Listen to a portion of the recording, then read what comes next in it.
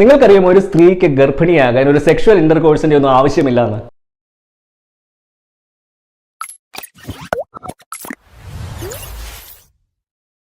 നമസ്കാരം, എൻ്റെ പേര് സംഗീത് സെബാസ്റ്റ്യൻ. ഞാനൊരു സെക്ഷുവാലിറ്റി റൈറ്ററും സെക്സ് എഡ്യൂക്കേറ്ററുമാണ്. ഇന്ന് നമ്മളിവിടെ സംസാരിക്കാൻ പോകുന്ന വിഷയം എങ്ങനെ പ്രീകം, അതായത് ഒരു പുരുഷന്റെ ഫൈനൽ ശുക്ലം റിലീസ് ചെയ്യുന്നതിന് മുമ്പ് ലിംഗത്തിൽ ഉണ്ടാകുന്ന ആ ഫ്ലൂയിഡിന്റെ കോൺടാക്റ്റിലൂടെ മാത്രം പല സ്ത്രീകൾക്കും ഗർഭിണിയാകാനുള്ള സാധ്യതകളെ പറ്റിയാണ്.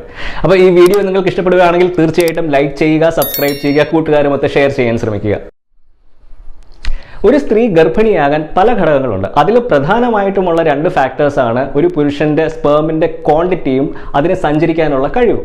ഇംഗ്ലീഷിൽ ഇതിനെ മോട്ടിലിറ്റി എന്നാണ് പറയുന്നത്. ഒരു പുരുഷൻ ഒരു തവണ ഇജാക്കുലേറ്റ് ചെയ്യുമ്പോൾ റിലീസ് ചെയ്യുന്നത് ശരാശരി 100 മില്യൺ സ്പേംസ് ആണ്. അതായത് നമ്മുടെ കേരള ജനസംഖ്യയുടെ 3 ഇരട്ടി. എന്താ അല്ലേ?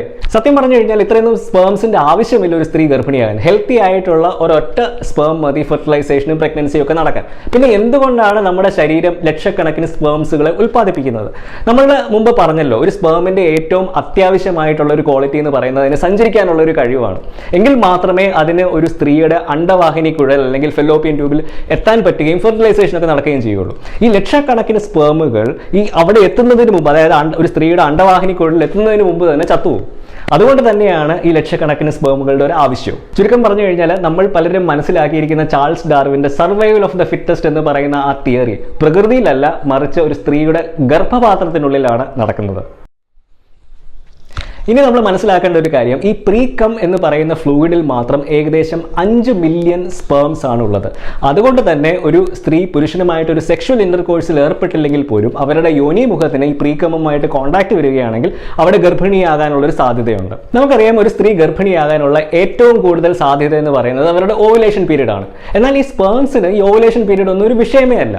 കാരണം എന്ന് പറഞ്ഞു കഴിഞ്ഞാൽ ഒരു സ്പേംസിന് അവരുടെ യോനിമുഖവുമായിട്ട് കോൺടാക്റ്റിലൂടെ അത് ശരീരത്തിനുള്ളിൽ പ്രവേശിക്കുകയാണെങ്കിൽ അവരുടെ ശരീരത്തിനുള്ളിൽ യാതൊരു കേടുപാടും കൂടാതെ 5 ദിവസം വരെ ജീവിക്കാൻ പറ്റും. അതുകൊണ്ട് തന്നെയാണ് പറയുന്നത്, ഒരു സ്ത്രീയുടെ യോനിമുഖവുമായിട്ട് പ്രീകമ്മിന് കോൺടാക്ട് വരികയാണെങ്കിൽ അത് അവരുടെ ഓവുലേഷൻ പീരീഡിൽ അല്ലെങ്കിൽ പോലും പിന്നീട് ഓവുലേഷൻ സംഭവിക്കുമ്പോൾ അവിടെ ഒരു ഗർഭിണിയാകാനുള്ള ഒരു സാധ്യതയുണ്ടെന്ന്. നമ്മൾ പറഞ്ഞല്ലോ, ഈ പ്രീകമ്മിൽ മാത്രം ഏകദേശം 5 മില്യൺ സ്പേംസ് ഉണ്ടെന്ന്. അതുകൊണ്ട് തന്നെയാണ് പല പുരുഷന്മാരും സെക്സ് ചെയ്യുമ്പോൾ ഈ പുൾ ഔട്ട് മെത്തേഡ് വിജയകരമായിട്ട് ശ്രമിച്ചാൽ പോലും പലപ്പോഴും അത് ഗർഭത്തിൽ അവസാനിക്കുന്നത്. ഈ പുൾ ഔട്ട് മെത്തേഡ് എന്ന് പറയുന്നത് ഫൈനൽ ശുക്ലം റിലീസ് ചെയ്യുന്നതിന് മുമ്പ് ലിംഗം പുറത്തെടുക്കുന്ന ഒരു ടെക്നിക്കാണ്. ഒരു പുരുഷൻ റിലീസ് ചെയ്യുന്ന ആ ഫൈനൽ ശുക്ലം കൺട്രോൾ ചെയ്യുന്ന മാതിരി കൺട്രോൾ ചെയ്യാൻ പറ്റുന്നതല്ല ഈ പ്രീകം എന്ന് പറയുന്നത്. അത് നമ്മളുടെ ശരീരം ഒരു സെക്ഷൽ റെസ്പോൺസിന്റെ ഭാഗമായിട്ട് നാച്ചുറലായിട്ട് റിലീസ് ചെയ്യുന്ന ഒരു ഫ്ലൂയിഡാണ്. അതുകൊണ്ട് തന്നെയാണ് പറയുന്നത് ഏറ്റവും സുരക്ഷിതമായിട്ട് ഗർഭനിരോധനം എന്ന് പറയുന്നത് കോൺട്രാസെപ്റ്റീവ് പിൽസും കോണ്ടോം ഒക്കെയാണെന്ന്. ഇനി നമുക്ക് ഒരു സെക്ഷൽ ഇന്റർകോഴ്സ് ഇല്ലാതെ തന്നെ പ്രഗ്നന്റ് ആകാൻ സാധ്യതയുള്ള 2 ആക്ടിവിറ്റീസിനെ പറ്റി സംസാരിക്കാം. അതിൽ ആദ്യത്തേതെന്ന് പറയുന്നത് മ്യൂച്വൽ മാസ്റ്റർബേഷൻ ആണ്. അതായത് ഒരു സ്ത്രീ അവരുടെ പാർട്ട്ണറുമായിട്ട് മ്യൂച്വലായിട്ട് മാസ്റ്റർബേറ്റ് ചെയ്തതിന് ശേഷം അവരുടെ ശുക്ലം പുരണ്ട വിരലുകൾ ഉപയോഗിച്ച് ഫിംഗർ ചെയ്യുകയാണെങ്കിൽ അവിടെ ഒരു പ്രഗ്നൻസിക്കുള്ള ഒരു സാധ്യതയുണ്ട്.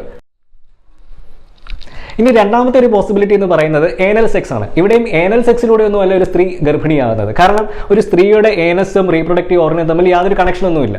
അപ്പോൾ പിന്നെ എങ്ങനെയാണ് ഏനൽ സെക്സിലൂടെ ഒരു സ്ത്രീ ഗർഭിണിയാകുന്നത്? സെക്സ് ചെയ്യുമ്പോൾ റിലീസ് ചെയ്യുന്ന ആ ശുക്ലം അതൊഴുകി യോനിമുഖത്തെത്താനുള്ള ഒരു സാധ്യത വളരെ കൂടുതലാണ്. കാരണം മലദ്വാരവും യോനിമുഖവും വളരെ അടുത്ത് സ്ഥിതി ചെയ്യുന്ന 2 അവയവങ്ങളാണ്. അതുകൊണ്ട് തന്നെ